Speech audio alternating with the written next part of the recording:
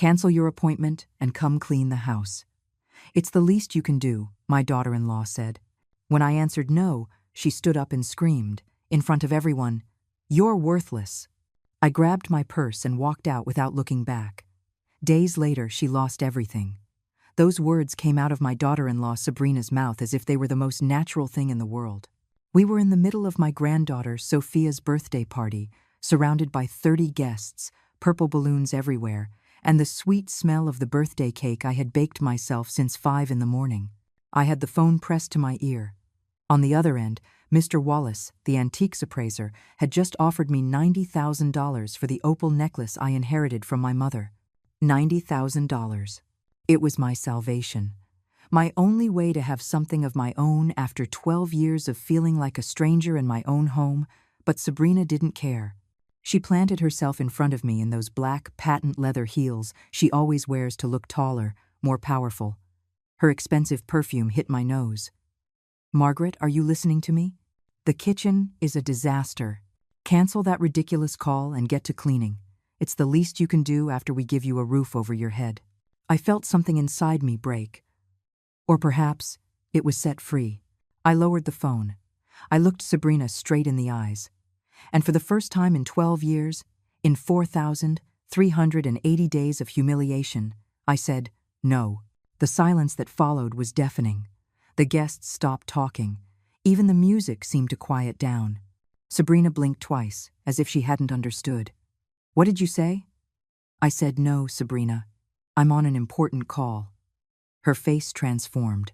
Surprise turned into a fury I had never seen. She shot up from her chair so fast she knocked it over. The sound of metal on the floor made Sophia jump, and then she screamed. She screamed for everyone to hear. "You're worthless. You are a useless burden just taking up space in this house." The birthday cake I had prepared with so much love was still untouched on the table. The purple balloons swayed in the breeze. My granddaughter Sophia looked at me with tears in her eyes.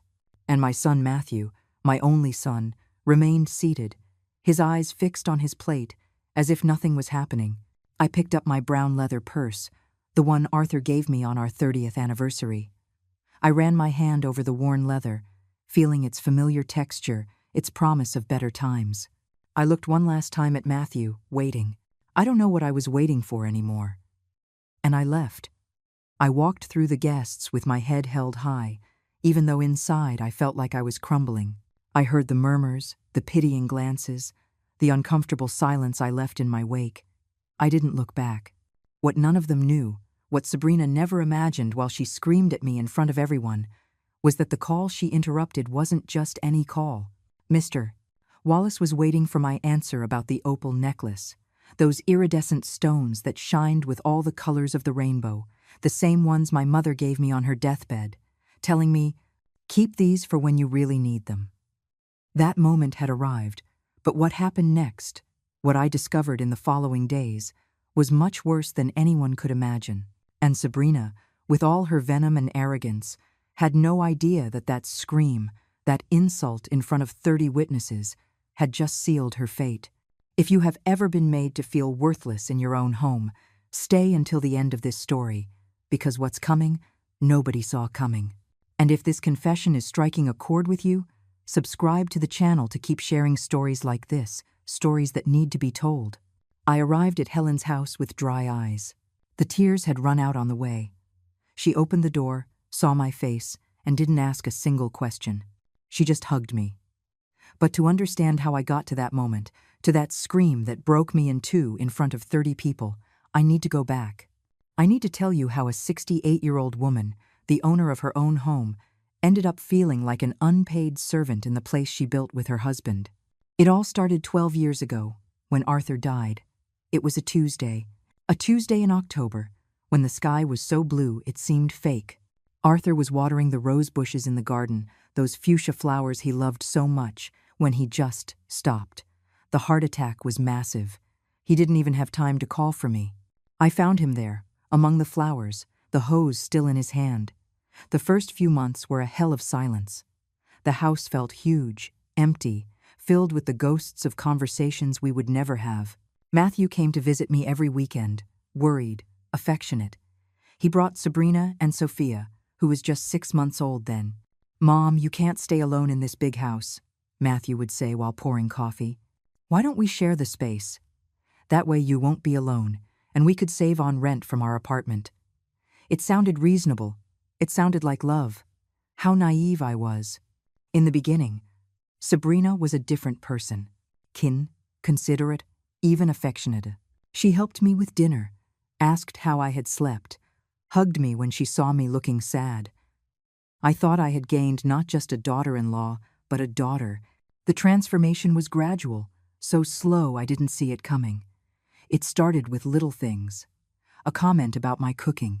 "Oh, Margaret, don't you think you used a little too much salt?" Then about how I dressed. "At your age, you should wear more discreet colors, don't you think?" Then about my friends from the quilting group. "Those women just go to gossip. You're wasting your time." When Sophia turned one, Sabrina quit her job. "To dedicate myself to the baby," she said. But the one who ended up taking care of Sophia was me. The one who woke up at 3 in the morning with her crying. The one who prepared her baby food, changed her diapers, sang her to sleep. "Sabrina's going out with her friends because I need a break, Margaret. Being a mother is exhausting."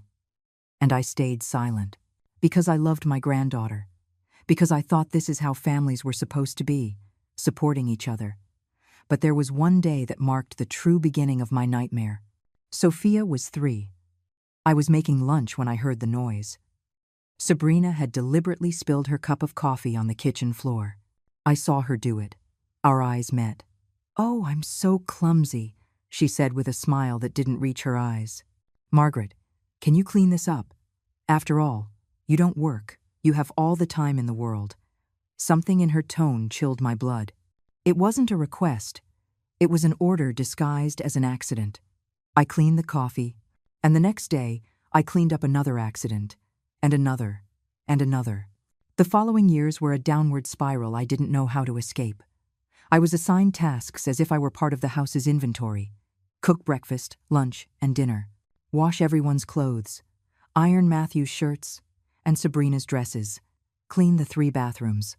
Mop, dust, tidy up.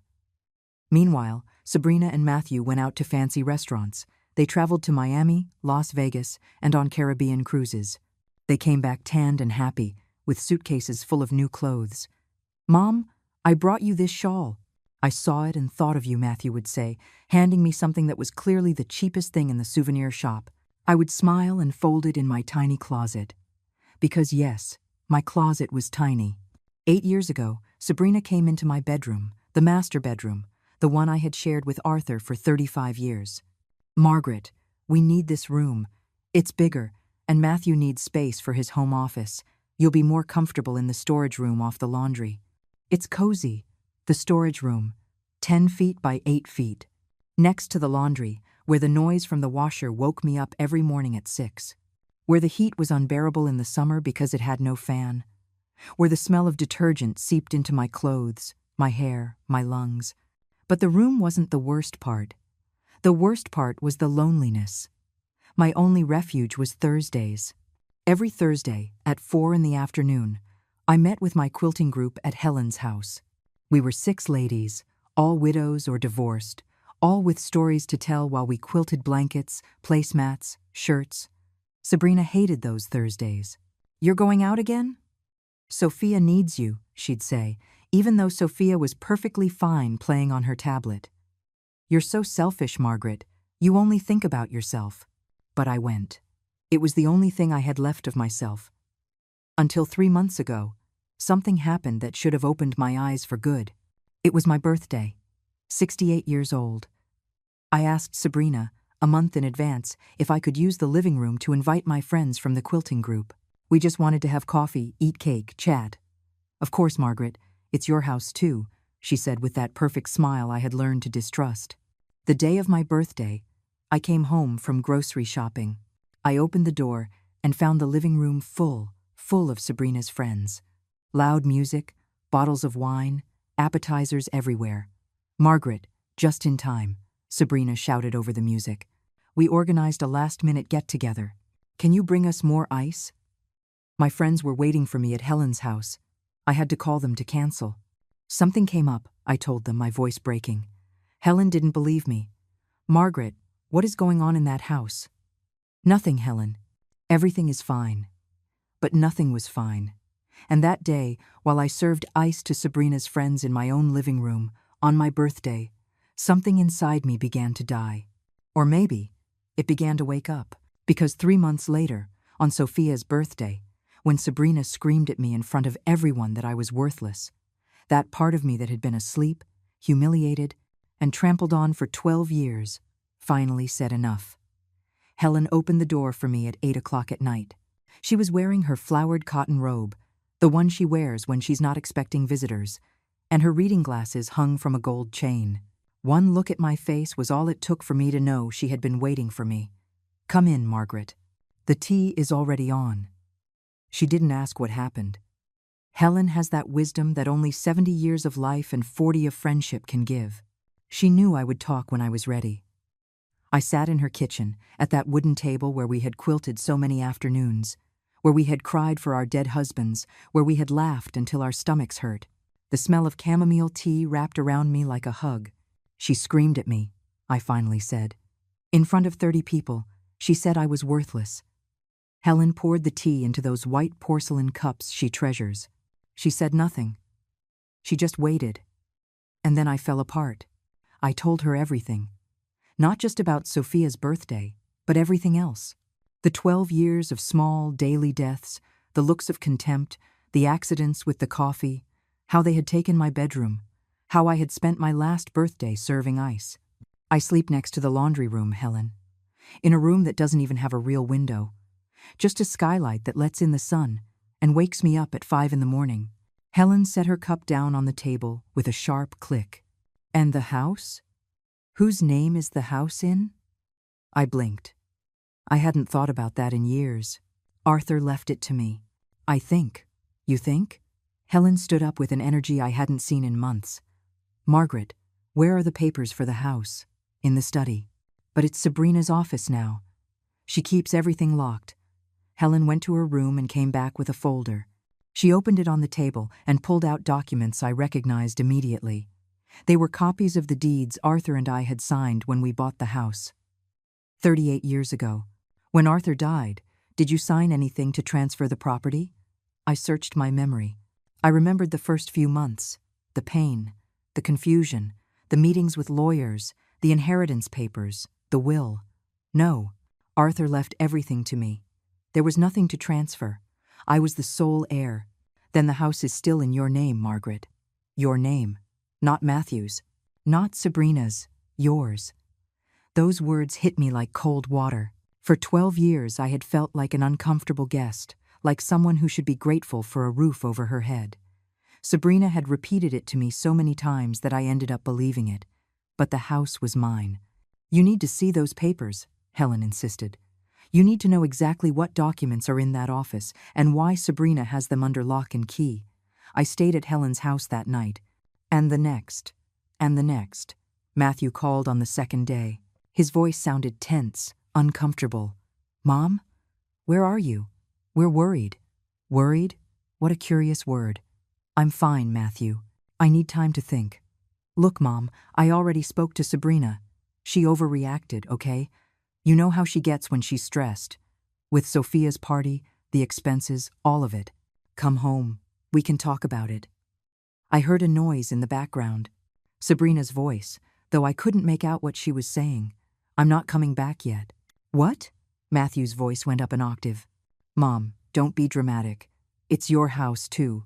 My house too. As if it were a concession. As if they were doing me a favor. Goodbye, Matthew. I hung up before he could answer. My hands were shaking. During those 3 days, Helen and I talked like we hadn't in years. She told me things she had noticed but had never said, respecting my dignity, waiting for me to see it for myself. 2 years ago, at the neighborhood Christmas party, Sabrina told the neighbors you were having memory problems. That you were forgetting things, getting confused. I froze. I don't forget anything, Helen. I know, but she's planting the idea. Preparing the ground. For what? Helen looked at me with those gray eyes that had seen too much of the world. To declare you incompetent, Margaret. To take everything from you. I couldn't sleep that night. I lay in the bed in Helen's guest room, staring at the ceiling, feeling the pieces of a puzzle I didn't know I was assembling begin to fit. The comments about my age, the jokes about my memory, the way Sabrina always interrupted me when I was talking to other people, finishing my sentences, correcting what I said. It wasn't carelessness. It wasn't casual disrespect. It was a plan. On the third day, Helen made scrambled eggs and toast for breakfast. We sat in her small dining room, the morning sun streaming through the window, and she said something that would change everything. I have a nephew, Gregory. He's a lawyer, specializing in family law. Cases like yours, cases like mine, financial and emotional elder abuse by family members. It's more common than you think, Margaret. And it's a crime. The word crime hit me in the chest. I didn't want to get my son into legal trouble. I just wanted. What did I want? Respect? My house back? My life? I don't know, Helen. He's my son, and you are his mother, the woman who bore him, raised him, loved him. Doesn't that count? I had no answer for that. That afternoon, Matthew showed up at Helen's house. He brought flowers, the kind they sell at the grocery store, wrapped in cellophane. He looked tired, but not sorry. Mom, enough with the drama. Let's go home. This isn't drama, Matthew. Sabrina is very sorry. She already talked to Sophia. Explained there was a misunderstanding. The girl misses you. Always, Sophia. They always used my granddaughter as emotional bait. And you, Matthew? What do you think about all this? He shifted uncomfortably in Helen's dining room chair. I think we all got upset. But we're family. Families fight and they forgive. When she screamed at me, you said nothing. You just sat there. I didn't want to make things worse. You didn't want to make your wife uncomfortable. The silence that followed was heavy, filled with truths neither of us wanted to face. Finally, Matthew sighed. What do you want me to do, Mom? Divorce her? Sabrina is the mother of my child, and I was his mother. But apparently, that mattered less. I'm going home, I said finally. But things are going to change, Matthew. I'm going to change. I went back to my house that afternoon. Sabrina was waiting for me in the living room. When she saw me walk in, her eyes filled with tears. She ran to me and hugged me. Margaret, forgive me. I don't know what got into me. The stress, the worries. I said horrible things I didn't mean. Her hug felt fake, like everything else. But I hugged her back because Matthew was watching us from the stairs with hope in his eyes. It's okay, Sabrina. You really forgive me? Her tears were dampening my blouse. Really, but inside, something had changed. As I held her, smelling her expensive perfume and her crocodile tears, I remembered Helen's words. She's preparing the ground to take everything from you. And in that moment, hugging my daughter-in-law who was crying fake tears, I made a decision. If she was playing chess, I was going to play too. But she didn't know she had just woken up an opponent who had spent 12 years studying her every move. The first few days after my return were strangely calm. Sabrina acted as if we were best friends. She'd ask if I slept well, poured me coffee in the mornings, even offered to help me make dinner. It was all such a perfect lie, it was almost laughable. Matthew seemed relieved. See, Mom? You just needed to talk. Things can work when we all do our part. I nodded, smiled, played along. But at night, in my room next to the laundry, with the smell of detergent embedded in the sheets, I thought, I planned. I remembered every detail of what Helen had told me. The following Thursday, I went to my quilting meeting. Sabrina didn't object. Of course, Margaret, enjoy your afternoon with the ladies. You deserve it. That kindness made me more nervous than her screaming. At Helen's house, my friends greeted me with hugs and worried looks. They all knew what had happened at Sophia's birthday party. News travels fast in our neighborhood. Are you okay, Margaret? Asked Grace, the youngest of the group, barely 62. I'm learning, I replied. Helen pulled me aside into her kitchen, while the others got out their threads and quilting hoops.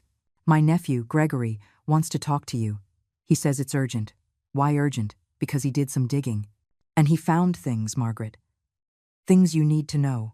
2 days later, on a Saturday afternoon, While Sabrina and Matthew had taken Sophia to the movies, I went to Gregory's office. It was a modest building downtown, 3rd floor, no elevator. I climbed the stairs with my heart pounding against my ribs. Gregory was a man of about 45, with glasses and a kind smile that reminded me of Helen. He offered me water, coffee, a comfortable chair in front of his desk, which was piled high with files. "Mrs. Margaret," he said, "my aunt told me about your situation. I did a little research, with her permission, and there are things you need to know." He pulled out a folder. He opened it in front of me. Sabrina Hayes, 39 years old, compromised credit history. She owes a total of $180,000 between 3 credit cards, 2 personal loans, and a car loan. I couldn't breathe. $180,000? The interest is eating her alive. Excessive purchases, trips, restaurants. The spending pattern is unsustainable. I thought about all those trips to Miami, the designer clothes, the expensive shoes, the dinners at restaurants where one dish cost what I spent on groceries for a week. "That's why she needs the house," I said softly. "Exactly. Your house, according to the county assessor, has an approximate value of $850,000. My heart sank. I remembered the email. I had to correct him. "I think it's more. I think it's worth millions." Gregory paused. "Let me check the—" "Oh, you're right. The assessment I pulled was old. The current market value is $3,850,000. My correction made it worse. "If she manages to sell it," he continued, "she can pay her debts and have plenty left over to start a new life. But there's a problem. The house is in my name, correct? And according to the law, as long as you are alive and of sound mind, no one can touch that property without your consent." The word alive echoed in my head in a way I didn't like. "And if someone declared me mentally incompetent?" Gregory looked at me with those eyes that had seen too many cases like mine. "Then your son, as the direct relative, could petition for legal guardianship. And with that guardianship, he could make decisions about your assets, including selling the house. Even if I disagree? If you are declared legally incompetent, your opinion no longer matters under the law." I leaned back in the chair. I felt the walls closing in. "My aunt told me Sabrina has been commenting in the neighborhood about your supposed memory problems." "I don't have memory problems. I know. But she's building a narrative. Witnesses who can testify that you forget things, that you get confused, that you need supervision. It's a slow but effective process. What can I do?" Gregory closed the folder and looked at me directly. "Protect yourself, document everything, and be prepared for what's coming." I returned home with my head spinning, $180,000 in debt. My house worth almost $4 million. The pieces fit together with a clarity that made me sick. That night, at dinner, Sabrina dropped the bomb. "Margaret, we need to talk about something important." Matthew put his fork down. Sophia was playing on her tablet in the living room. "We want to remodel the house. It's needed a renovation for years. The bathrooms, the kitchen, the bedrooms, everything." "Remodel?" I repeated. "Yes. We've been saving, but it's not enough. We need about $75,000 to start." $75,000. "I don't have that kind of money, Sabrina. But you have the necklace." Her voice was still sweet, but there was steel underneath. "That opal necklace you guard so closely. My aunt has a jewelry store on the Magnificent Mile. She could appraise it, give you a good price. It's already been appraised. $90,000. Sabrina's eyes lit up. "See? Perfect. You sell the necklace. We use $75,000 for the remodel, and you keep $15,000. It's a win-win. To remodel my house?" "Our house, Margaret," Matthew chimed in for the first time. "We all live here. We all benefit."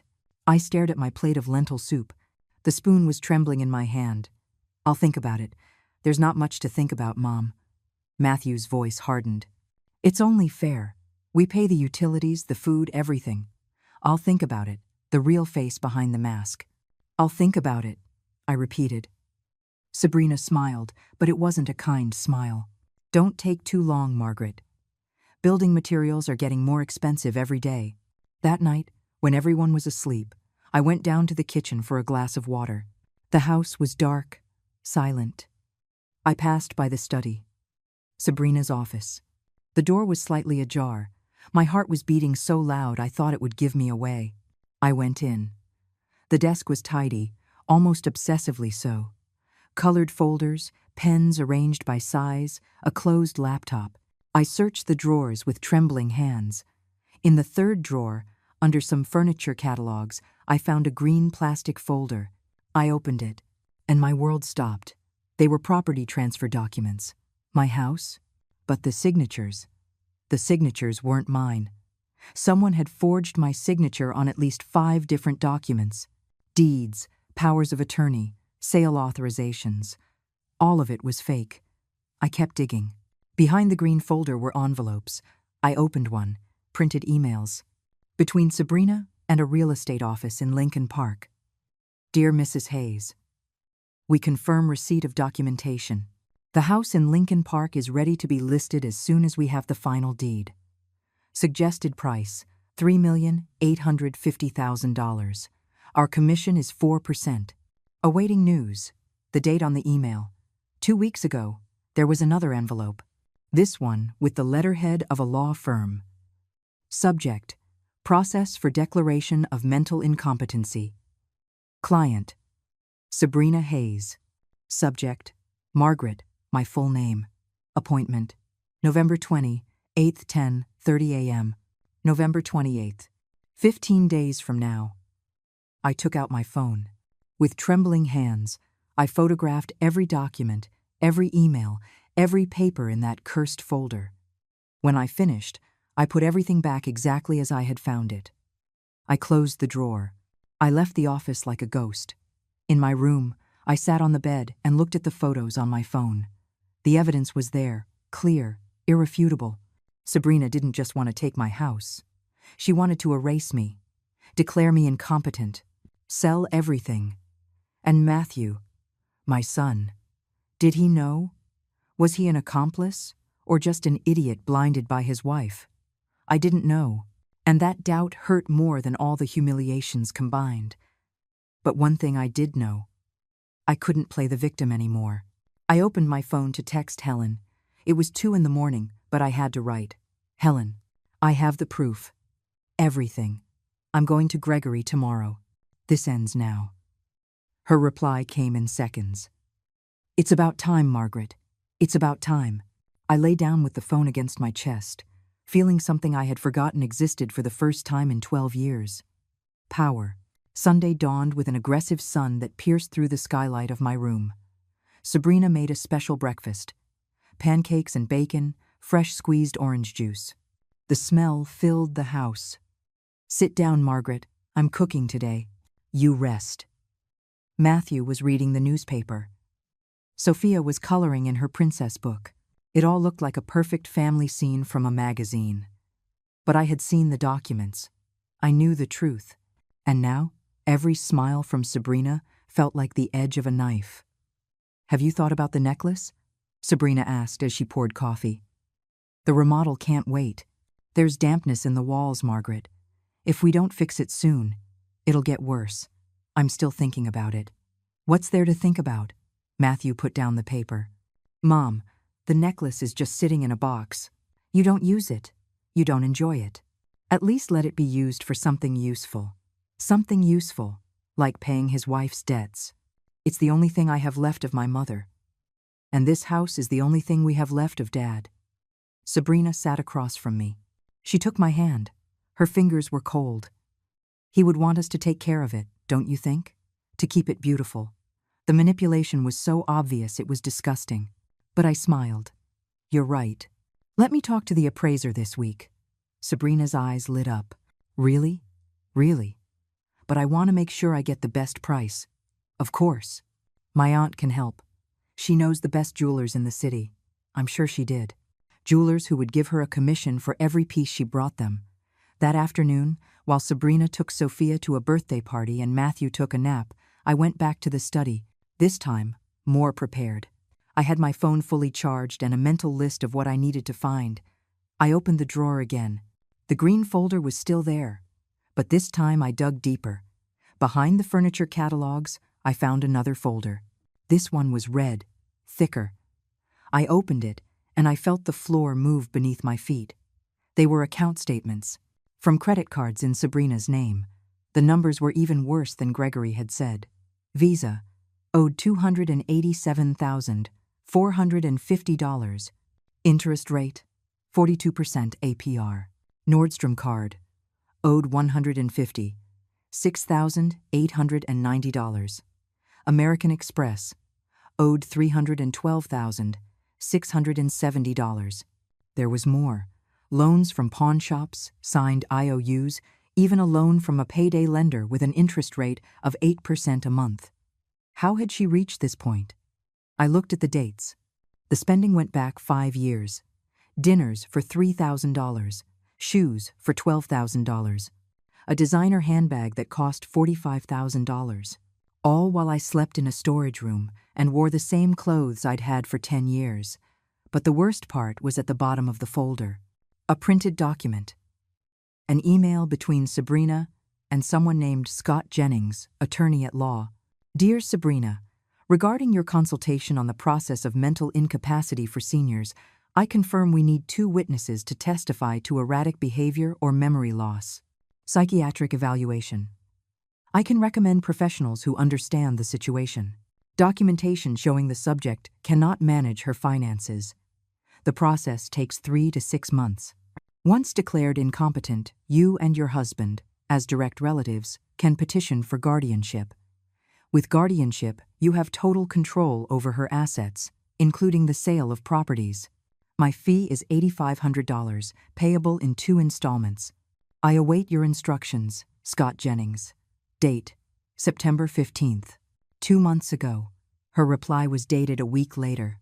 Scott, perfect. I already have the witnesses. My neighbor, Brenda, and my sister-in-law, Karen. Both have noticed Margaret's decline. When can we start? Time is of the essence. I need liquidity urgently, Sabrina. I photographed everything. Every page, every email, every statement. My hands weren't shaking anymore. I was beyond fear. I was in a place of absolute clarity, cold and sharp as ice. There were 2 witnesses. Brenda, my neighbor from 3 houses down, with whom I had shared coffee hundreds of times. Karen, Matthew's sister, whom I had helped raise when she was a girl, whom I had helped when she got divorced, both willing to lie. To say I was losing my mind. For money. For loyalty to Sabrina. For reasons I would probably never understand. I kept searching. In the bottom drawer, I found something that broke my heart. A manila envelope. Inside, brochures for nursing homes. 3 different ones, with information filled out by hand. My name, my age, suggested diagnosis. Incipient senile dementia, requires constant supervision. One of the brochures was marked up with a highlighter. Serenity Meadows Residence. Comprehensive care for seniors, starting at $6,000 a month. There was a sticky note attached. This one, far from the neighborhood, no visits without family authorization. The handwriting was Sabrina's.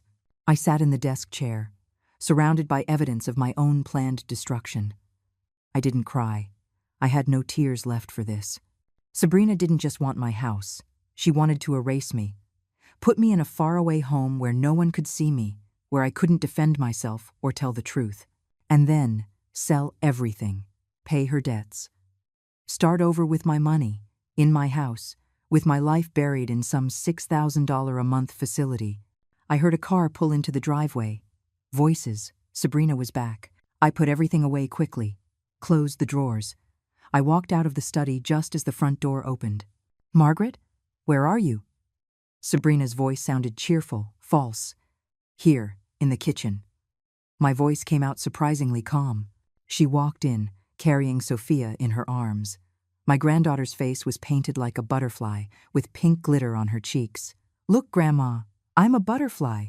You're beautiful, sweetie. Sabrina set her down. Go wash your face, Sophia. Be careful on the stairs. When the girl went up, Sabrina approached me. Her smile was perfect. So, when are we going to see my aunt? the jeweler. Wednesday is good. Perfect. The sooner, the better. I've already hired the architect to come do the remodeling budget. He's coming on Friday. She was moving so fast, so sure of her victory. One more question, Margaret. She sat at the kitchen table, crossing her legs. Have you updated your will? At your age, it's important to have everything in order. There it was. The real question. I haven't thought about it. You should. For Sophia, for Matthew. So there are no problems. Later. Later. When I was gone. Or when I was locked away in a home, declared incompetent. I'll think about it. I can recommend a notary, a friend of Scott's, my lawyer. He does excellent work. Scott, the same lawyer from the emails. The one who charged $8,500 to legally erase me. Thank you, Sabrina. You're very kind. That's what we're here for. We're family. Family. That word she had used as a shield, as an excuse, as a prison for 12 years. That night, after dinner, I feigned a headache and went to my room early. I locked the door. I sat on the bed with my phone. I sent all the photos to Helen and Gregory, every document, every email, every statement. Gregory's response came in 20 minutes. Mrs. Margaret, this is enough to press criminal charges. Forgery, attempted fraud, conspiracy to commit theft. We are talking 2 to 12 years in prison. I need to see you first thing tomorrow. We are going to stop this before it's too late. Helen called me. Her voice sounded strange, tense. Margaret, are you okay? Are you sure you want to do this? Do what, Helen? Press charges. She's your granddaughter's mother. She's your son's wife. This is going to blow up your family. I looked around my tiny room. The smell of detergent, the narrow bed, the skylight where the sun came in every morning to wake me up far too early. My family already blew up, Helen. I've just been in denial for 12 years. Silence on the other end. All right. Then we're going to do this right. We are going to protect you. And we're going to make sure she can never do this to anyone else. I hung up and lay down.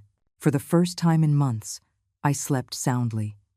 Because I knew the war had begun, and this time, I wasn't going to be the victim. Monday at 9 in the morning, I was at Gregory's office. This time, I didn't climb the stairs with fear.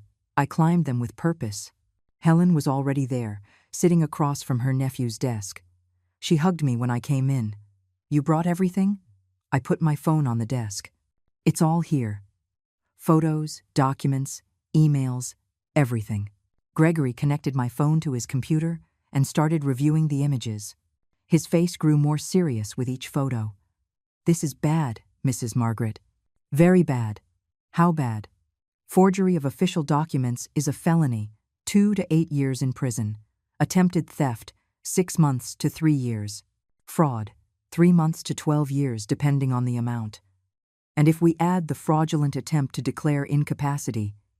He took off his glasses and looked at me directly. We are talking about a sentence that could be as high as 12 years. Sabrina Hayes committed several serious crimes. 12 years. Sophia would be 24 when her mother got out. My granddaughter, I whispered. I know. Gregory closed his laptop. That's why we need to do this correctly. It's not just about punishment. It's about protecting you and, deep down, protecting that little girl, too. How?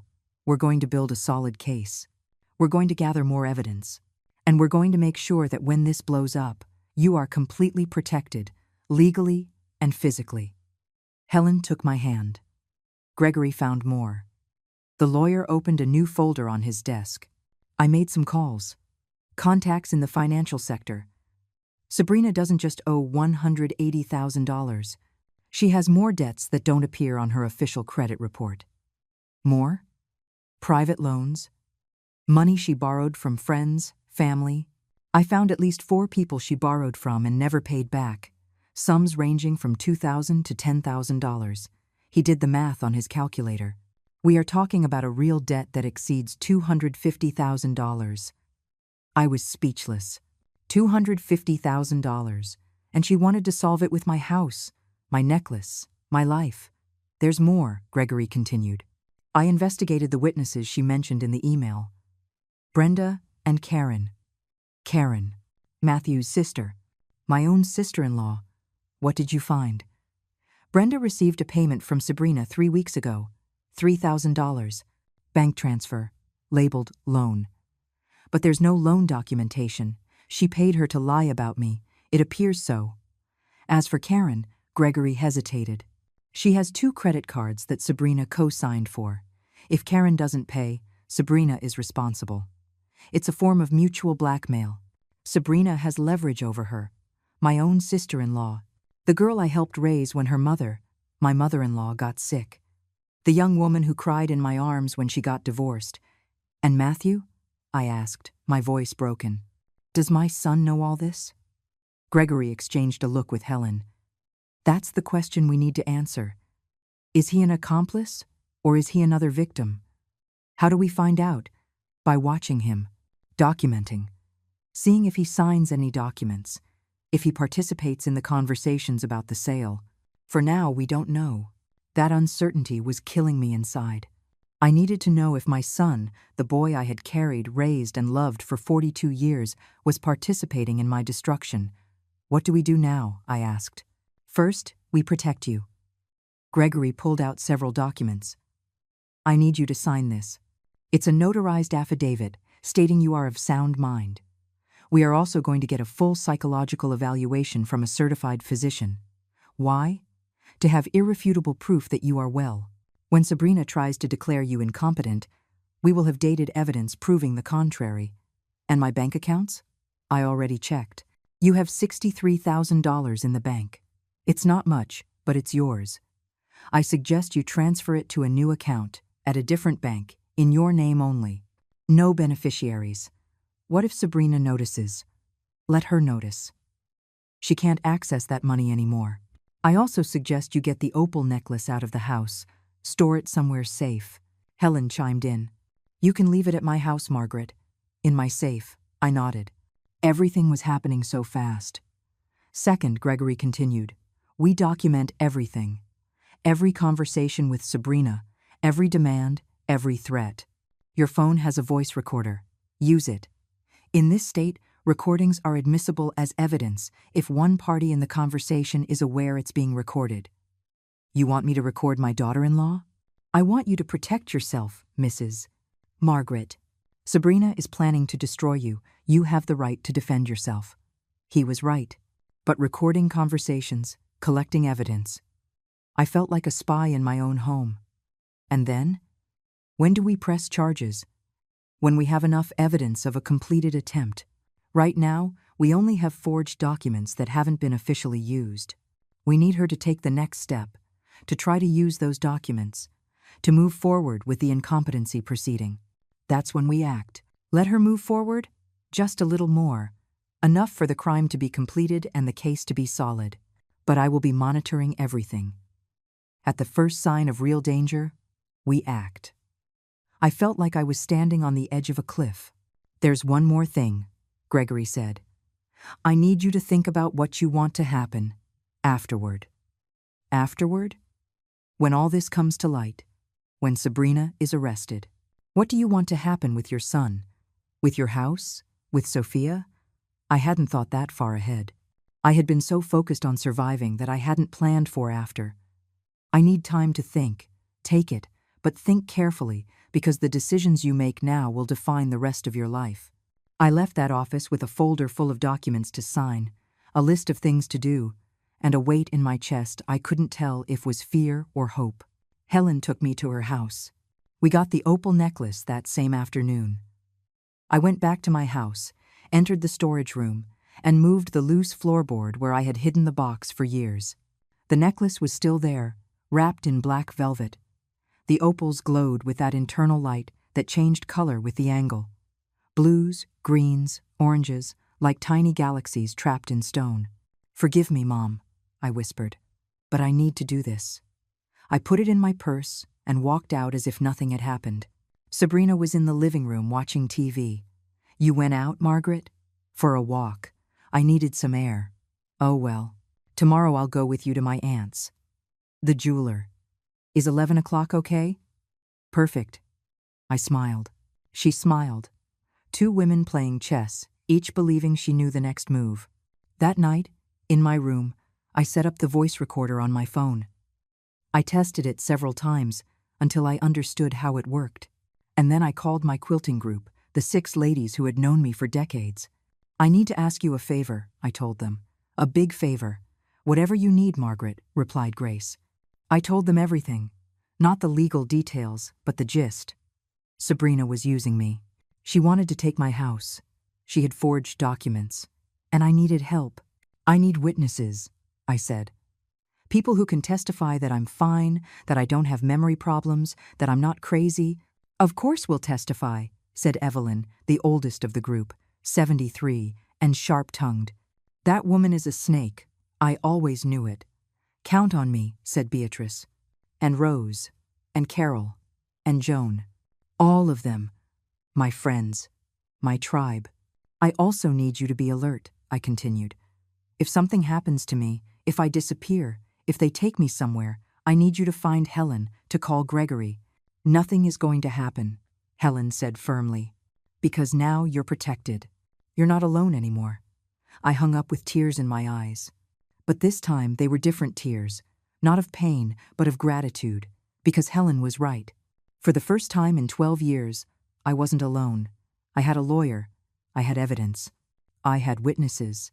I had friends willing to fight with me. And Sabrina, with all her perfect plans and forged documents, had no idea what was coming for her. I went to bed that night thinking of my mother, of how she had taught me to quilt when I was a girl.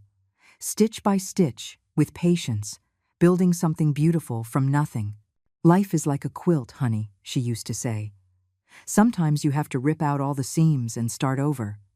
But if you're patient and don't give up, in the end, something beautiful comes out. I had let my life be unraveled for 12 years, stitch by stitch, letting Sabrina weave her web around me. But now, I was quilting something new. And this time, the design was mine. Tuesday dawned gray. Low clouds that threatened rain but never delivered. Sabrina came into the kitchen radiant, wearing a wine-colored dress that surely cost more than I spent on groceries in 2 months. Ready to see my aunt? I touched my purse. Empty. The necklace was safe at Helen's house. Ready. Perfect. You'll love her.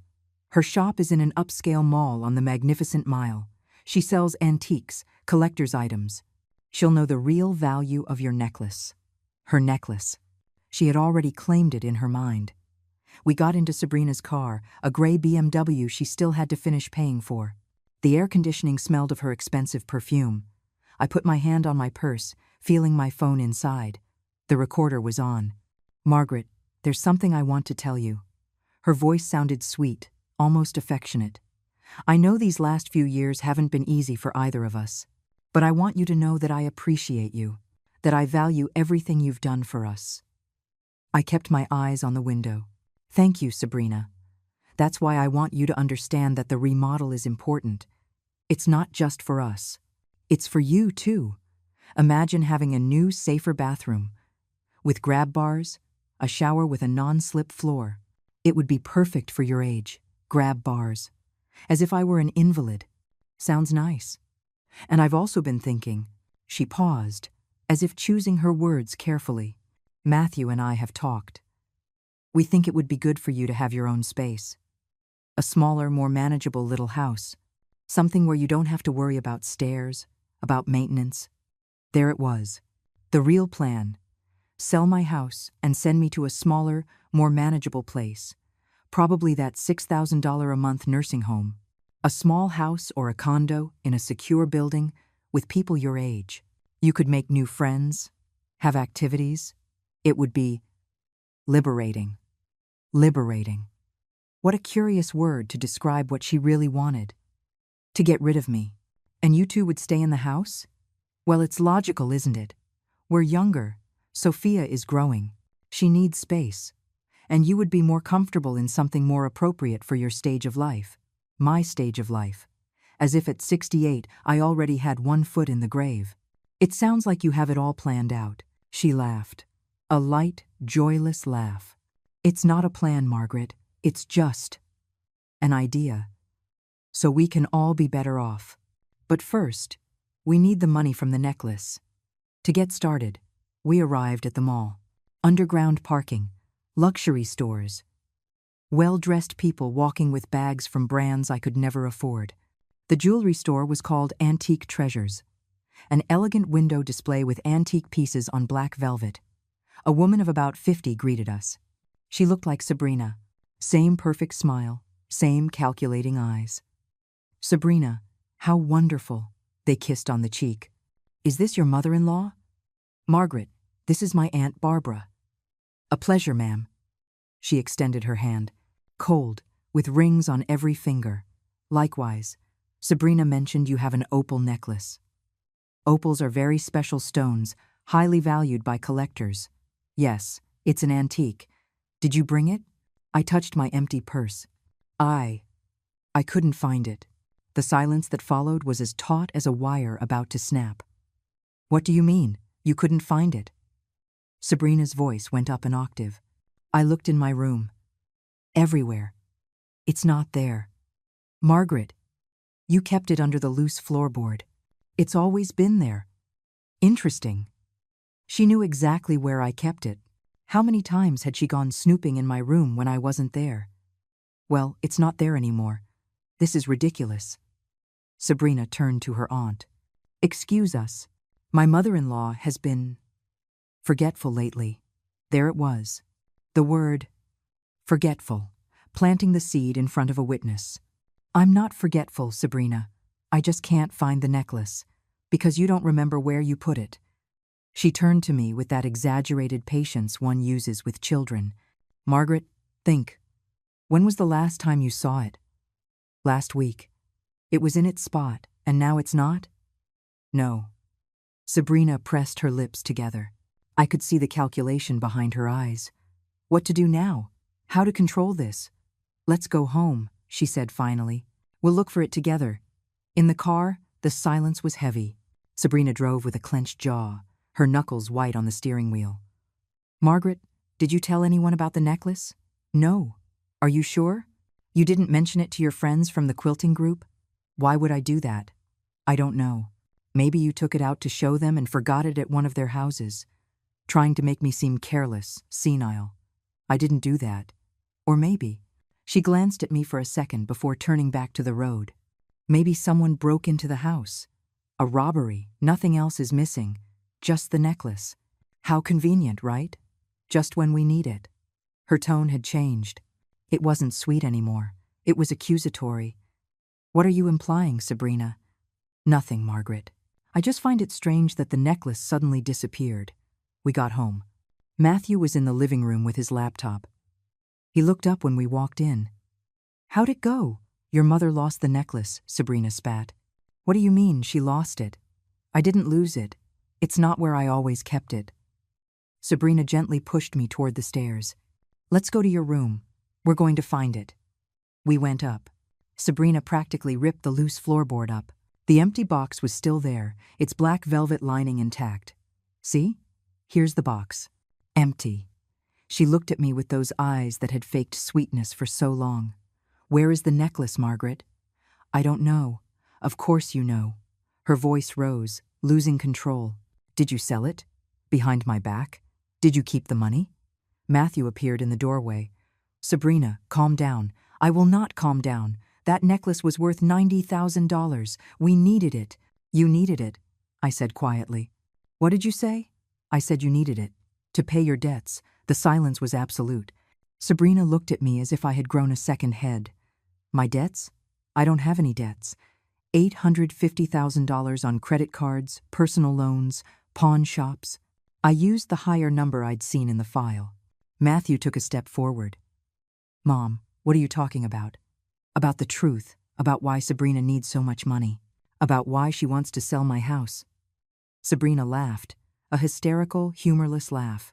"Now it turns out your mother is a detective. What else did you make up, Margaret? That I'm robbing you? That I want to send you to a nursing home?" I didn't answer. I just looked at her, and in that silence, something happened in her face. A fraction of a second, where fear replaced the rage. She knew that I knew. "Matthew," I said, without taking my eyes off Sabrina. Ask your wife how much she owes. Ask her why she gets calls from collectors. Ask her about the bank statements she keeps in her office. You're delirious, Sabrina said, but her voice was trembling. Is it true? Matthew looked at his wife. Do you have debts? Everyone has debts. 1 or 2 cards. It's not a big deal. How much? Matthew, now is not the time. How much? Sabrina closed her eyes. When she opened them, there were tears. Real tears this time, of fear, of cornered rage. 200,000, maybe 3. It's manageable. She was lying. Even now, backed into a corner, she was still lying. Are there documents? I said. In your office. Statements that add up to a lot more than 300,000. You had no right to snoop in my office. You had no right to forge my signature. That stopped her cold. Matthew looked back and forth between us, as if we were strangers. Is someone going to explain what is happening? Your wife forged documents for the house. Property transfer documents. With my signature. She's planning to sell my house to pay her debts. That's a lie. You're making things up because you're not well, Margaret. There it was again. The insinuation of dementia. I am perfectly well. Oh, really? Sabrina's voice was dripping with sarcasm. The woman who lost a $90,000 necklace is perfectly well? The woman who accuses her family of robbing her is perfectly well? She turned to Matthew. You see what I'm telling you? Your mother needs help. Professional help. I don't need help. I need to be left alone. Alone? Sabrina laughed again. You know what, Margaret? Maybe you're right. Maybe you should leave. Get your own apartment. Live alone. Because clearly, we're not a family anymore. We were never a family. I was your servant for 12 years. We gave you a roof over your head. It was my house. My scream echoed in the small room. Matthew took a step back. Sabrina was paralyzed. This house is mine, I continued, my voice shaking but firm. Arthur left it to me. Not to you, not to Matthew, to M.E. And for 12 years, I let you convince me I was a guest, that I should be grateful, that I was worthless. Mom. No, Matthew. Let me finish. You took my bedroom. You put me in a storage room. You treated me like an employee.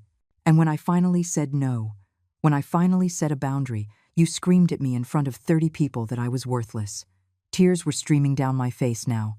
Tears from 12 years of humiliation, of buried pain, of trampled dignity. So, no, I'm not selling my necklace. I'm not remodeling my house for you to be comfortable. And I am definitely not letting you declare me incompetent to steal the only thing I have left. Sabrina turned pale. I don't know what you're talking about. I'm talking about the lawyer, Scott Jennings. I'm talking about the $8,500 it costs to declare someone incompetent. I'm talking about Brenda and Karen, your paid-off witnesses. You're insane. No. But you wanted me to be, didn't you? I walked out of the room. I went down the stairs, my legs shaking. I grabbed my purse, my sweater. Where are you going? Matthew followed me down. Somewhere I'm not treated like trash. Mom, wait. We can talk about this. I stopped at the door. I turned to look at my son. My only son. The boy I had carried in my womb, that I had raised with all my love. When she screamed at me at Sophia's birthday, you said nothing. That was your answer, Matthew. Your silence. I didn't know what to do. You knew what to do. Defend your mother, but you chose not to. I walked out and closed the door behind me. I walked the 3 blocks to Helen's house. I rang the bell. When she opened the door and saw my face, she hugged me without asking a single question. It's over, she whispered. It's over, Margaret. The worst is over. But she was wrong. The worst was just beginning. I stayed at Helen's house that night, and the next, and the next. This time, it wasn't an escape. It was strategy. Gregory called me on the 3rd day. Mrs. Margaret, we need to act fast. Sabrina has accelerated the process. She filed a petition for a psychiatric evaluation with a family court judge. She claims you are exhibiting erratic behavior, that you've lost valuable items, and that you're making baseless accusations. Can she do that? She already did. You have a court order for an evaluation within 5 days. If you don't show up, the judge can interpret that as evidence of your incapacity. And if I do show up, the psychiatrist Sabrina chose is. Let's just say he has a reputation for being agreeable to whoever pays him. But I have a better plan. What is it? We get ahead of it. We file our own lawsuit first. With all the evidence we have. We put all our cards on the table before she has a chance to manipulate the process. When? Tomorrow. I'm filing the criminal complaint for forgery and attempted theft, and you are going to return to your house with full legal protection. I barely slept that night. I knew that the next day, everything would explode. There was no turning back. Saturday dawned with a perfect blue sky. Ironic, considering the storm that was about to break.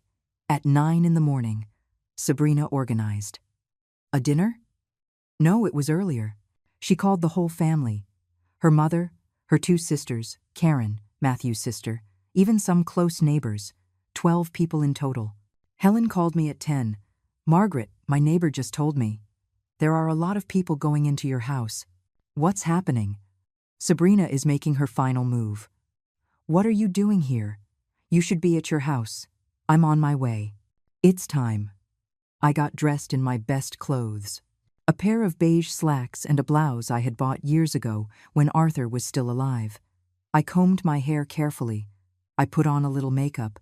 I needed to look dignified, competent, sane. Gregory picked me up at 11.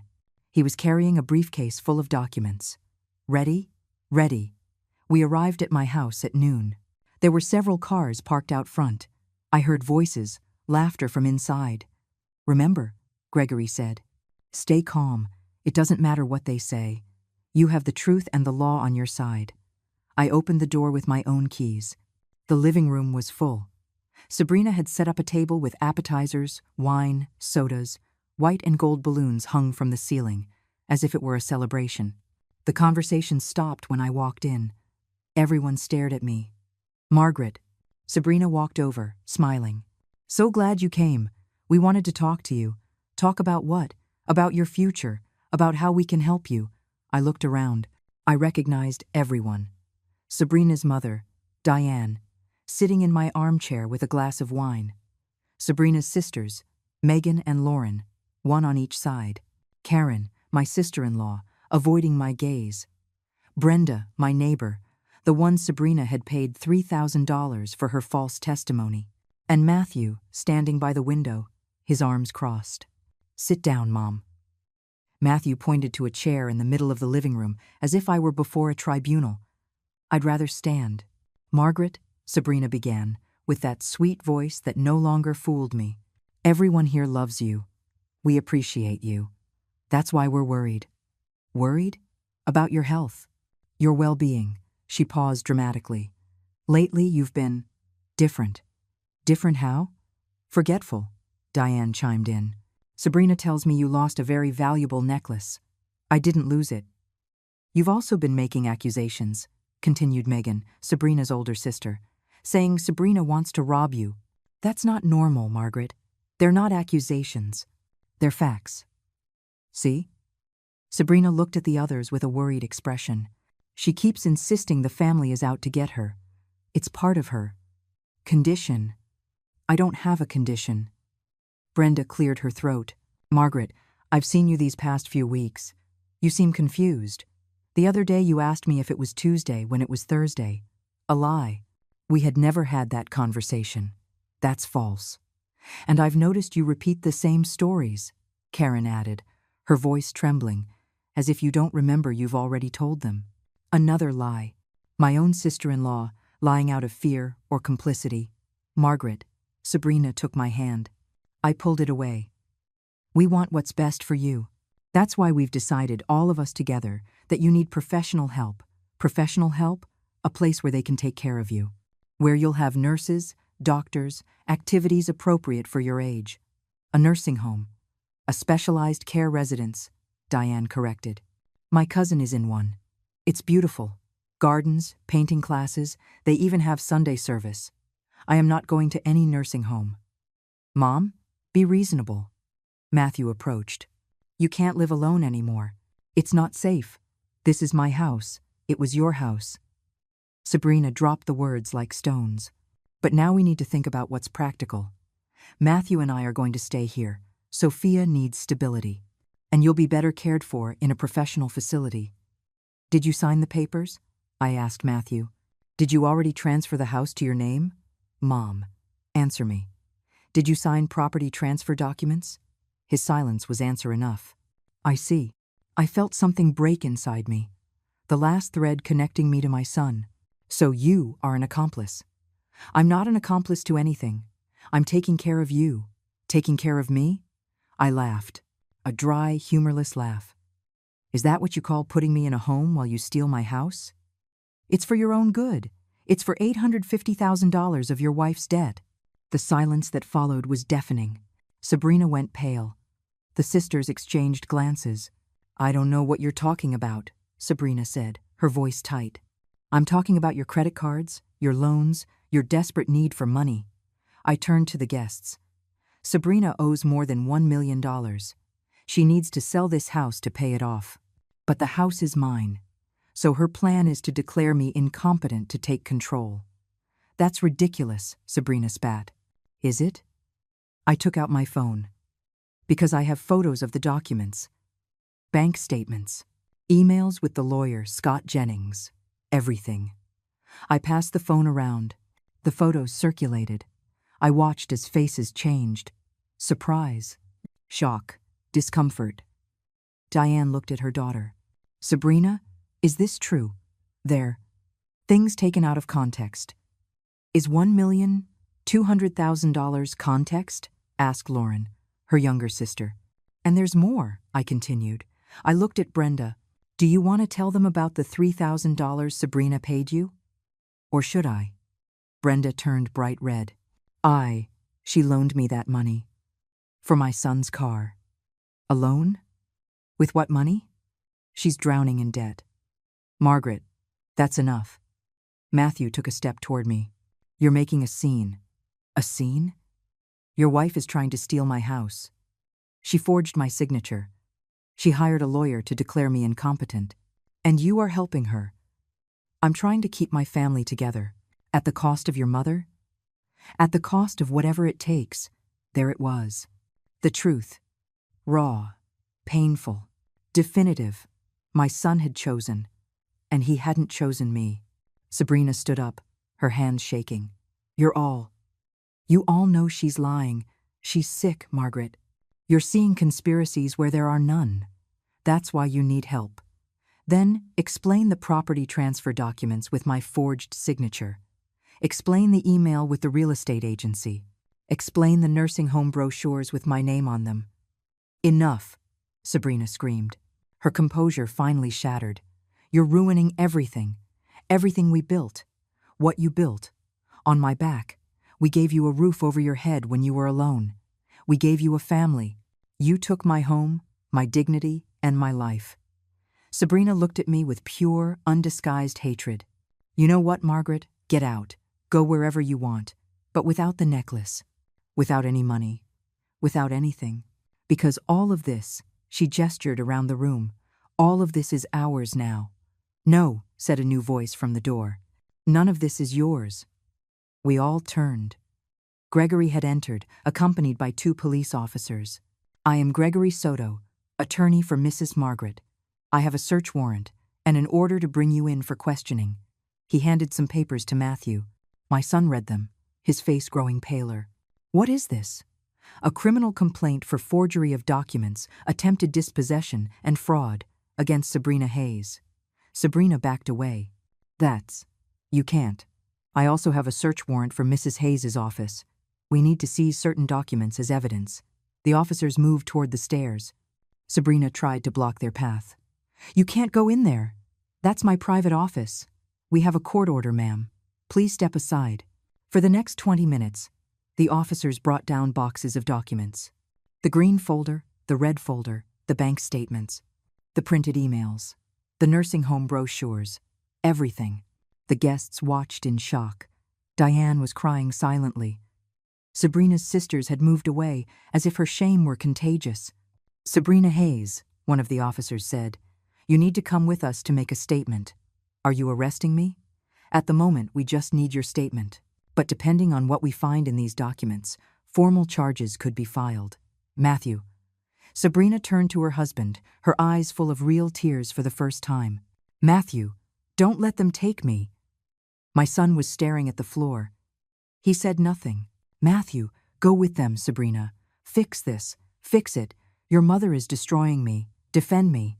But Matthew just shook his head, his gaze empty. Sabrina looked at me then.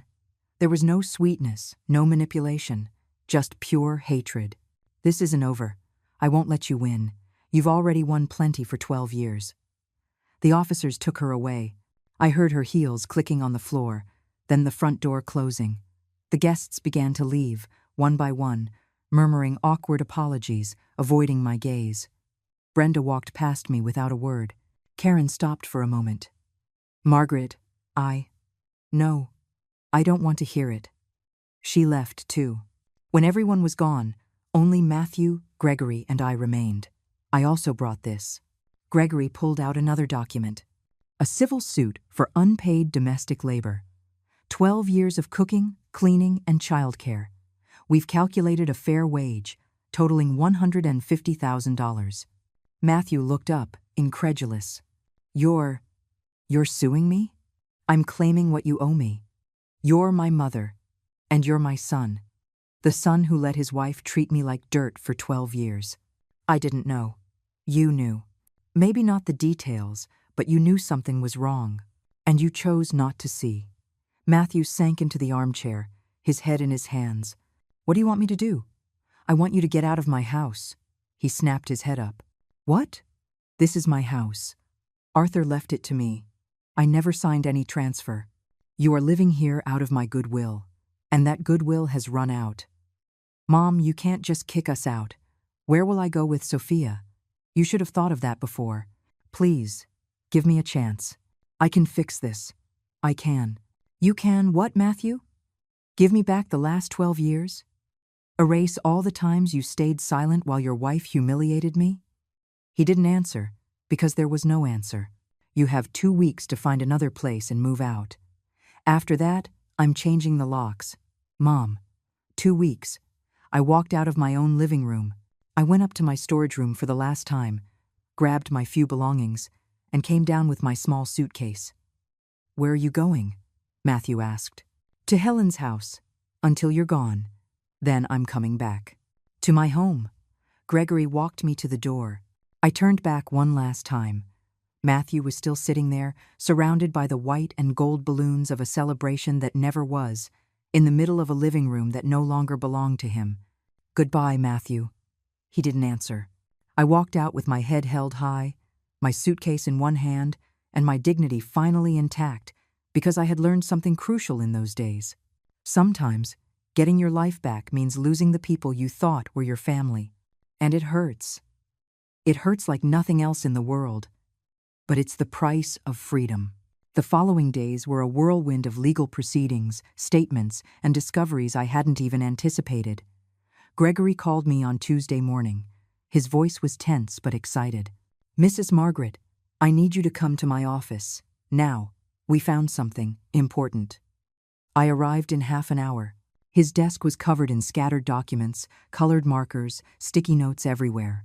When the officers searched Sabrina's office, they found more than we expected. He opened a blue folder I hadn't seen before. Much more. What did they find? Sabrina didn't just forge transfer documents for your house. She also had a second, completely fake set of deeds. With them, she already sold the house.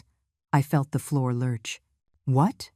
3 weeks ago, using the fake deeds, she sold your house to a shell corporation for $2,800,000. Way below market value. The company is owned by a Troy Miller. Does that name ring a bell? I shook my head. He's Sabrina's cousin. They planned for you to sign a power of attorney, supposedly for maintenance paperwork. With that power, they were going to legalize the sale retroactively. You wouldn't have even known until it was too late. And the money? Sabrina received an advance of $800,000. She used it to pay off the most urgent credit cards and the most aggressive collectors. The rest was supposed to come after it was all finalized. I sat down, dizzy. But that means, if we hadn't acted when we did, you would have lost your house, for real. They would have had you declared incompetent, signed the papers for you, and by the time you realized it, there would be no going back. The horror of how close I had come to the edge left me speechless. There's more. Gregory pulled out other papers.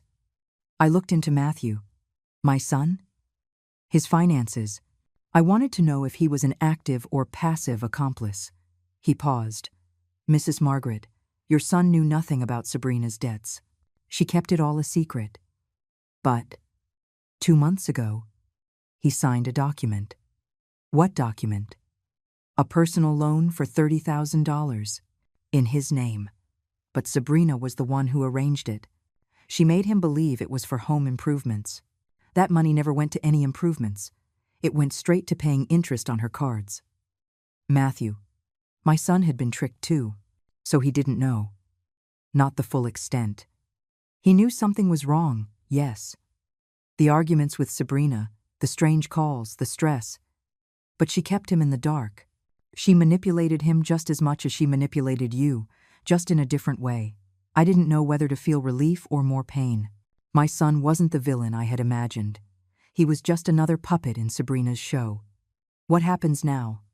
Sabrina is facing serious charges: forgery of official documents, aggravated fraud, attempted theft. We're talking a sentence of 5 to 10 years, and that's if she has a good lawyer. And Troy Miller, the cousin? He's facing charges as an accomplice. The shell company is being investigated. All the money will be frozen and returned. 10 years. Sophia would be 22 when her mother got out. And my granddaughter? Gregory looked at me with understanding. That's a question only you can answer, Mrs. Margaret. 2 days later, on Thursday, Sabrina was formally arrested. Bail was set at $50,000. Her parents paid it, selling Diane's car and borrowing from the whole family. Sabrina got out of jail looking gaunt, with no makeup, her clothes wrinkled. There was nothing left of the perfectly put-together woman I knew. On Friday, Matthew showed up at Helen's house. He had Sophia by the hand. My granddaughter ran to me. Grandma. I hugged her, feeling her little arms around my neck, her smell of apple shampoo. Hi, my love. Why haven't you come home? I miss you. I miss you too. Matthew waited until Helen took Sophia to the kitchen for cookies. Mom, I need to talk to you. Go ahead. He sat across from me, his hands clasped between his knees. He looked 10 years older. Gregory showed me everything. The documents, the debts, the thing with her cousin. Everything. And I didn't know, Mom. I swear. Sabrina hid it all from me. But you knew something was wrong. He nodded, his eyes wet. I knew there was tension. I knew we were spending more than we had. But every time I asked, she said it was all under control, that they were investments for the future. For Sophia. He wiped his eyes. I was an idiot. You were my son, who didn't defend me when I needed it most. I know, and I'll live with that for the rest of my life. He looked at me directly. But I need you to know something. I'm divorcing Sabrina. I hadn't expected that.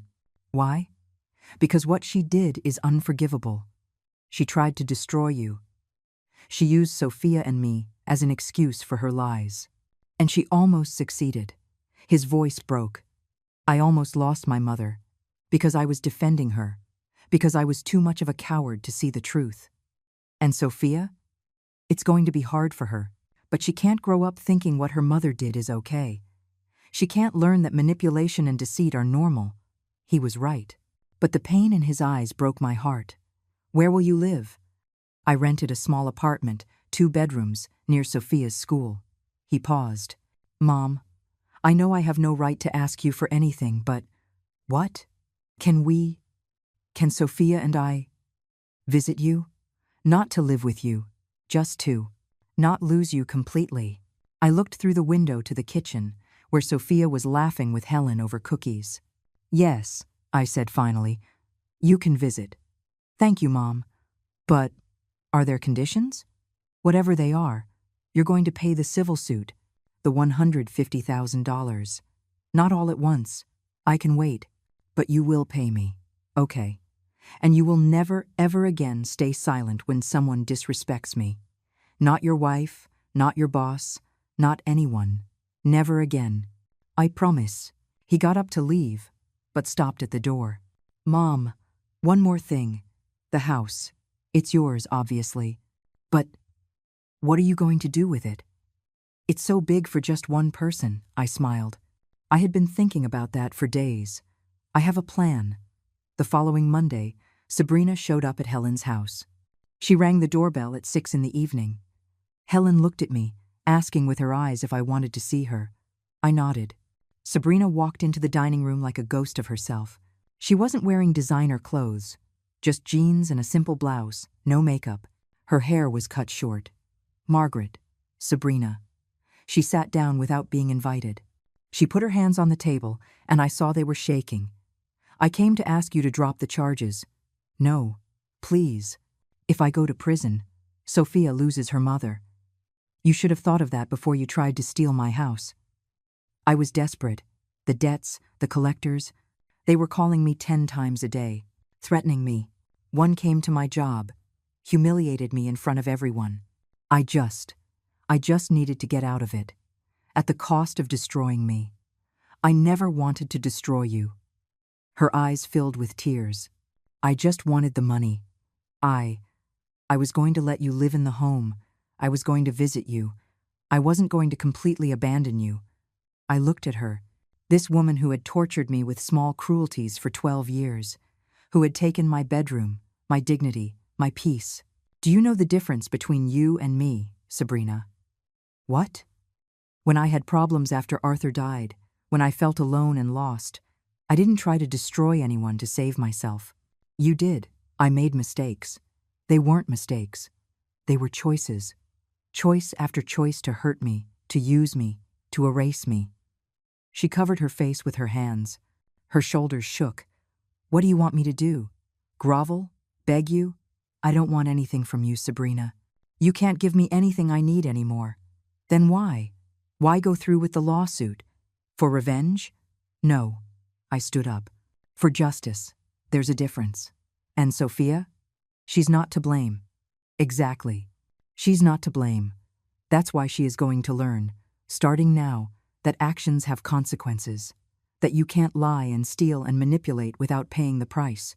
She's just a girl who deserves a mother who teaches her real values, not how to destroy people to get what she wants. Sabrina stood up. She wasn't crying anymore. She just looked at me with a mixture of rage and defeat. You're going to destroy my family. Your family was already destroyed. I just turned on the light so everyone could see it. She left without another word. I heard her footsteps fade, the door close. Helen came into the dining room. Are you okay? Yes. For the first time in a long time, I'm okay. 2 weeks later, exactly as promised, Matthew and Sophia moved out. I helped them pack. Sophia cried as she packed her toys. Why can't we stay, Grandma? Because sometimes things need to change, sweetie. But that doesn't mean we won't see each other. Promise? I promise. The day I finally returned to my house, the sun was streaming through every window. I walked through it slowly, room by room. Sabrina's office was empty. The closets in the master bedroom were empty. Everything was clean, tidy, and silent. It was my house again. I went up to the master bedroom, the one that had been mine and Arthur's, the one they had taken from me 8 years ago. I sat on the floor, in the spot where our bed used to be. I closed my eyes. I did it, Arthur, I whispered. I got our house back. I got my life back. And for the first time since his death, I felt like I had truly begun to heal. 3 months later, on a Tuesday in February, I sat in family court, courtroom 12. The room smelled of old paper and burnt coffee. Sabrina sat on the other side, next to her public defender. There was no money left for expensive lawyers. The judge read the sentence in a monotone voice. In the case of aggravated fraud, forgery of official documents, and attempted dispossession, the defendant, Sabrina Hayes, is sentenced to 6 years in prison, reducible with good behavior. The sentence is suspended, pending probation, under the following conditions. Sabrina wasn't going to prison immediately. She would have probation, but with strict conditions. Community service, mandatory therapy, weekly check-ins with her probation officer, and an absolute restraining order against me and my property. If she violated any of it, she would go directly to prison. I looked at her. She didn't look back. She looked small, defeated, nothing like the imposing woman who had screamed at me in front of 30 people. Troy Miller, her cousin, wasn't so lucky. He went to prison. 4 years for conspiracy to commit fraud. The Shell Corporation was dissolved, and the $800,000 Sabrina had received was seized and returned. But by then, that money had already evaporated in interest payments. I left the courthouse with Gregory by my side. "How do you feel?" he asked. "I don't know. I thought I'd feel victorious. I just feel tired. That's normal. Justice doesn't always feel the way we think it will." He was right. For months, I had imagined this moment. I thought I would feel triumph, satisfaction, sweet revenge. But I just felt relief and sadness for all that had been lost along the way. Matthew had kept his promise. He divorced Sabrina 2 weeks after moving out. The divorce was fast, uncontested. Sabrina had nothing to fight for. She had no house, no money, nothing but debt and an uncertain future. Custody of Sophia stayed with Matthew. Sabrina got supervised visits every 2 weeks. My son also started paying me $500 a month. It wasn't much, but it was what he could afford after paying his rent, Sophia's expenses, and part of the debts Sabrina had left in his name. "I'm going to pay you back everything, Mom," he had told me, "even if it takes me 20 years. "I know, son." The visits started slowly. One afternoon every 2 weeks, Matthew and Sophia would come for dinner. At first it was awkward, full of heavy silences and shallow conversation. But slowly, week by week, the wounds began to heal. Sophia asked me one afternoon while we were eating chili in the kitchen, "Grandma, why did Mom do those bad things?" Matthew tensed. I took my granddaughter's hand. "Sometimes, sweetie, people make bad decisions when they're scared. Your mom was very scared, and she made decisions that hurt other people. But you're not scared?" "Of course I get scared. We all get scared sometimes. But that doesn't give us permission to hurt the people we love. Do you still love Mom?" The question caught me off guard. I looked at Matthew, who was staring at his plate. I don't know if I still love her, but I don't wish her harm. I hope she learns from her mistakes and becomes a better person." "Me too," Sophia said, with the seriousness of a child. "Because even if she did bad things, she's still my mom." "Yes, sweetie, she's still your mom. And you have the right to love her. That will never be wrong." I hugged her and felt her tears on my blouse. But the story didn't end there. Because I had a plan for my house. A plan that had been growing ever since the day I got my keys back. One afternoon in March, I gathered my quilting group in the living room. The 6 ladies who had supported me, who had been my witnesses, my friends, my tribe. "I have a proposal for you," I said. I pulled out some documents I had prepared with Gregory. "This house is too big for me alone. 5 bedrooms, 3 bathrooms, a yard, a garage. It's a waste for just me to live here." "Are you going to sell it?" Grace asked. "No, I'm going to share it. But this time, on my terms," I explained my plan. I wanted to turn 3 of the bedrooms into workshops. A space for quilting classes, 1 for painting, 1 for pottery. The large living room would be the common area. The garden, a space for meetings. I want to create a community center for women our age. A place where we can learn, create, and share, without having to pay expensive rent or depend on city spaces that never have available hours. "And how will you maintain it?" asked Evelyn, ever practical. "By charging accessible fees. $30 a month per person. Classes in quilting, painting, pottery, yoga, whatever the teachers want to teach. Each teacher keeps 70%. I use 30% to maintain the house."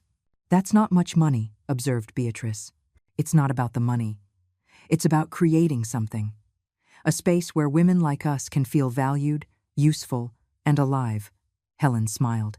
"So when do we start?" "Next week. If you'll all agree to be the first teachers." They agreed. All of them. I used the money from the opal necklace for the necessary renovations. $90,000 that my mother had saved for decades, waiting for the right moment. This was that moment. I hired a carpenter to build workbenches. I bought sewing machines, quilting hoops, fabrics, colorful threads.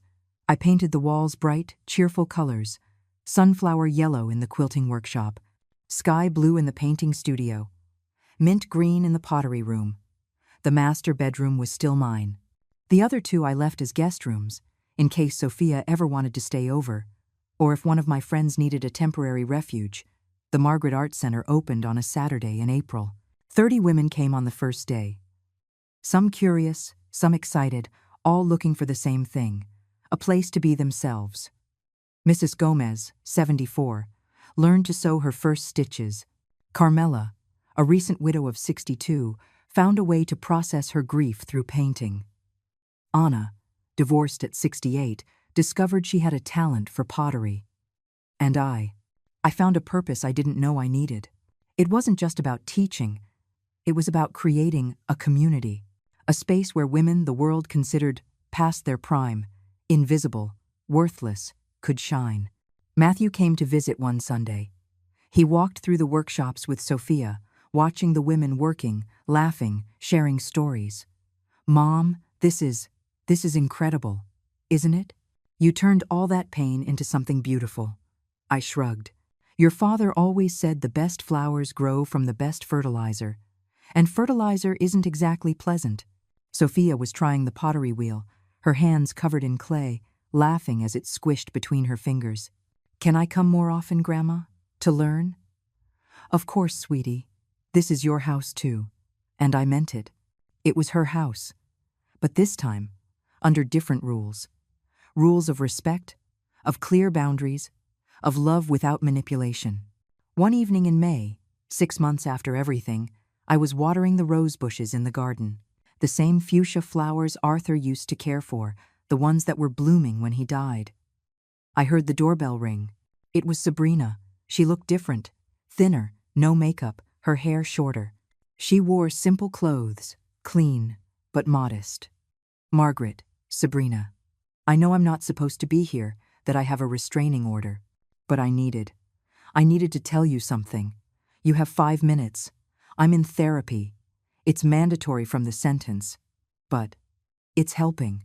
I'm understanding a lot of things, about myself, about why I did what I did." I said nothing. I just waited. I grew up poor, Margaret, very poor. My dad left us when I was 8. I watched my mom work 3 jobs to keep us afloat. I saw how people looked at us with pity. I swore I would never live like that. That doesn't justify anything. I know. But it explains the terror I felt of going back to that place. When the debts started, when the collectors called, that terror came back. And instead of asking for help, instead of being honest, I decided someone else had to pay the price. Me. Yes. You. And I'm sorry. I'm sorry I treated you the way I did. I'm sorry I took away your dignity. I'm sorry I tried to steal your house." Her voice broke. "I'm sorry for all of it." I looked at her. This woman who had nearly destroyed me. This woman who was now broken in front of me. "Are you expecting me to forgive you?" "No, I don't expect that. I just wanted you to know that I'm sorry. That I'm trying to be better. For Sophia. For myself. How is your relationship with Sophia?" "Difficult." She asks me questions. Why I did what I did. Why Dad and I got divorced. I try to be honest, but it's hard having your 12-year-old daughter look at you with disappointment. It's called consequences. I know. She wiped her eyes. "Well, I've said what I came to say. I'll go before you call the police." She turned to leave. "Sabrina." She stopped. "I don't forgive you. Not yet. Maybe never. But I hope you really do change. For Sophia. She deserves a better mother. I know, and I'm going to. Or at least I'm going to try." She left. I watched her walk down the street. A solitary figure in the afternoon Sunday. Helen appeared by my side. She had arrived for the quilting class. Was that Sabrina? Yes. What did she want? To apologize? And nothing. An apology doesn't erase years of pain. But at least she recognizes what she did. Is it enough? No. But it's a start. We walked into the house together. The quilting workshop was already full of women. Their laughter filled the space that had once been so silent and sad. That night, after everyone had gone, I sat in my bedroom, the master bedroom, the one I had reclaimed. I took out an old photo of Arthur and me, 30 years younger, smiling in front of this very house the day we bought it. I never imagined I'd have to fight so hard to keep it, I told his picture. But it was worth it. I put the photo away and opened my notebook. Ever since this all began, I had been writing. First as therapy, then as a record. I wrote the last entry. Today, 6 months after getting my life back, I understand something fundamental. Dignity isn't something other people can give you or take from you. It's something you decide to keep, even when the whole world tells you that you're worthless. For 12 years, I let them convince me I was a burden, that I should be grateful for the scraps they gave me, that my age made me invisible, disposable. But I was 68 years old when I decided that was enough. And if I could do it at 68, anyone can do it at any age. It's not easy. It hurts to lose the people you thought were your family. It hurts to discover that the people who said they loved you were willing to destroy you for money. But on the other side of that pain is something beautiful. Freedom. Today, I have a house full of laughter. I have friends who are more family than blood. I have a purpose that makes me wake up every morning excited to live. And I have something I didn't have 6 months ago. Respect for myself. Because I learned that setting boundaries isn't selfish, it's self-preservation. I learned that saying no doesn't make you a bad person. It makes you free. I learned that it is never, ever too late to take your life back. I am 68 years old, and my life is just beginning. I closed the notebook. I turned off the light. And I slept deeply, without the noise of the washing machine waking me, without the smell of detergent in my sheets, without the weight of humiliation crushing my chest. I slept in my own bed, in my own bedroom, in my own house. I slept like a free woman. 3 years later, epilogue. The Margaret Arts Center had grown. It wasn't just 3 workshops anymore. We now had yoga, traditional cooking, and creative writing classes, even a book club. 120 women came through my house every week. Women from 50 to 85 years old, all looking for the same thing, a place to be themselves. Some came recently divorced, trying to rebuild their identities. Others came as widows, looking to fill the void. Others just came because they were tired of being invisible. And they all found the same thing here that I had found. Community, purpose, dignity. Sophia was 15 years old now. A beautiful, intelligent teenager with her grandmother's strong will. She came every weekend. She helped with the classes. She learned from the older women. "Grandma," she said one Saturday while we were organizing threads, "when I grow up, I want to do something like this. Create spaces where people feel valued. You're going to do amazing things, sweetie. Do you think Mom could come someday? Just to see, not to stay." Sabrina had completed her probation without any issues. She was working as a manager at a coffee shop. She lived in a small apartment. She was still in therapy. Her relationship with Sophia was slowly improving. "Maybe someday," I answered. "When the time is right." Matthew had finished paying me back 6 months ago. $150,000 that took him 3 years to pay. But he did it. "We're even, Mom," he had said when he gave me the last check. "No," I had replied. "We'll never be even, because this wasn't about money. It was about respect. And that, my son, you pay back every day with your actions." And he was. Matthew had changed. He was more present, more attentive, more aware. Not perfect, but better. That night, after everyone had gone, I sat in the garden. The rose bushes were more beautiful than ever, covering the entire fence with their fuchsia flowers. Helen sat next to me, with 2 cups of tea. "What are you thinking about?" "About everything that happened. About how something so terrible turned into something so beautiful, because you turned it into something beautiful, Margaret. It didn't just happen. You decided to do something with the pain. I suppose I did." We drank our tea in silence, listening to the crickets, feeling the cool night breeze.